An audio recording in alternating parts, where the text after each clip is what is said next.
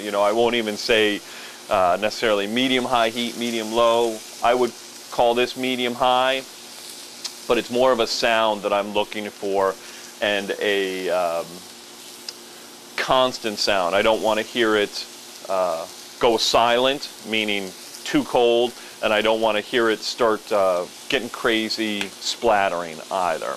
All right?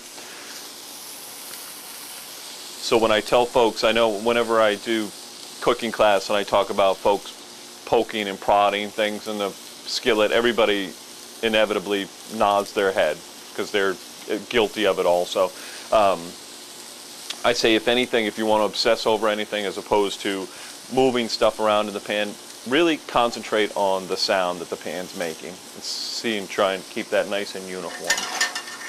I was guilty of that for a long time. Until you started working with me, right? We'll set these aside. These are probably closer to rare. I didn't really give them the full treatment. So at this point in time, I'll discard that little piece of fat that was in there. I'm going to let the pan cool down just a touch before I add my shallots because I don't want to burn my shallots. I also am going to add just a touch of the beef fat is nice, but I don't really have enough there to cook my shallots in. So a touch of olive oil, and it also offers an opportunity for my meat to rest too, which we've spoken about before. It allows the tissues in the meat to reabsorb all the juices, so that when you cut into it, your plate doesn't fill with juices. Their juices are actually trapped in the beef. I know in a busy restaurant like this, you boom, boom, boom, boom. But say at home, would it be advantageous to cover that with a piece of tin foil for a little bit? Well, not necessarily, because the more you cover it, the more you seal in that heat, the more it's going to cook. I mean, it's fine to do that, but just be aware that the more you kind of hold that heat in, the more it's going to cook. And also, you know, keep that in mind that just because I've taken it off the flame doesn't mean that it stopped cooking. It's still cooking while it's sitting there. Okay, so I put my shallots in there, and you see this nice little brown stuff on the bottom?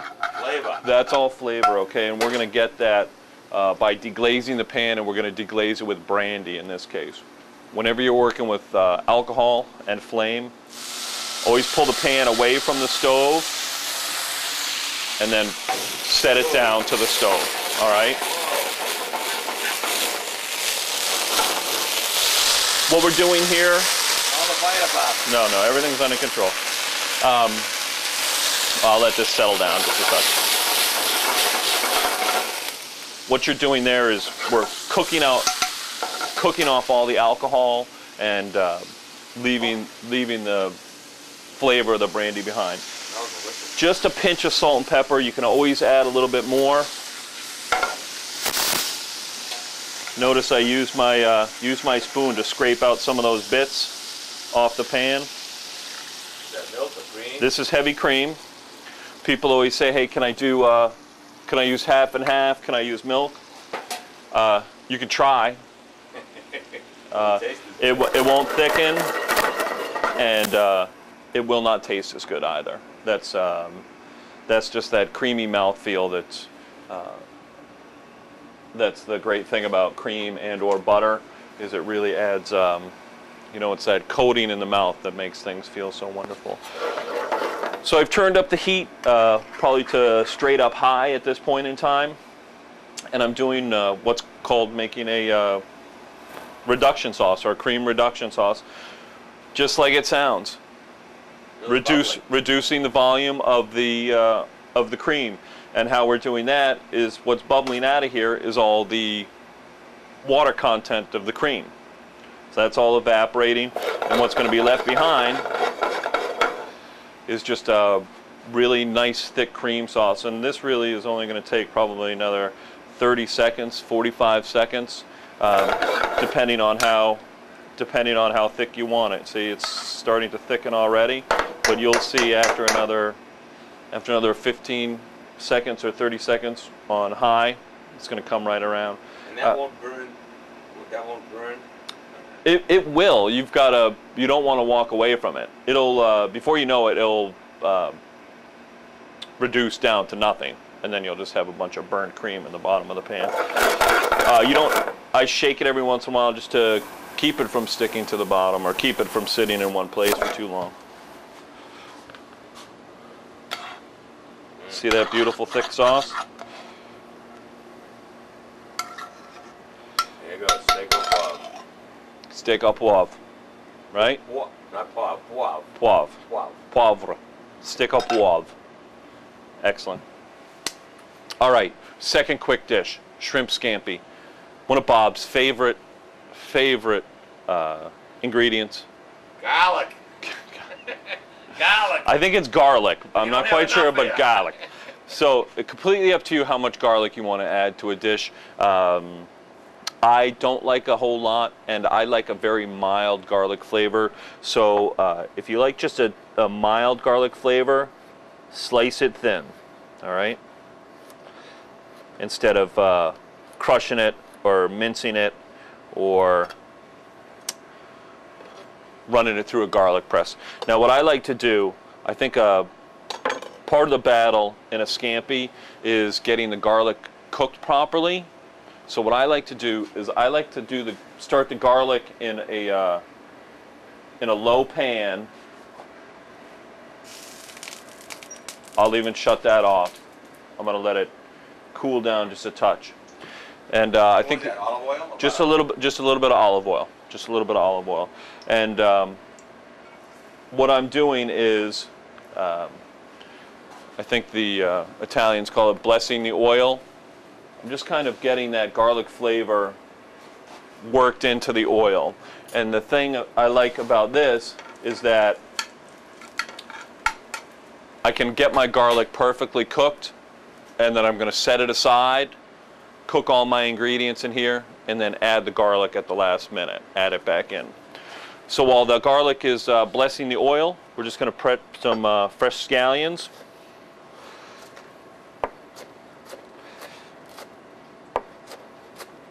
I like to slice them on the bias just to give them a little fanciness. Give it a little more, it gives a little more surface area too. A little more surface area of the scallion to add flavor. I usually cut mine with a scissors. Do you really? Yeah. Huh. It's easier. Interesting. Even my knife's not sharp enough. That might be it. Plum tomato, I like to use plum tomato just because it doesn't have quite as much juice as different types of tomatoes. It kind of stands up to this saute. Fresh tomatoes. I'm going to check my garlic. Ooh, there we go. Golden brown, right? That's what I'm looking for. You know as well as I do how bad burnt garlic tastes, right? Yeah, not good. So I'm gonna take it right out of the saute pan, leave it right there. There we go. So we got our tomatoes, our scallions, fresh mushrooms. Slice or dice, completely up to you.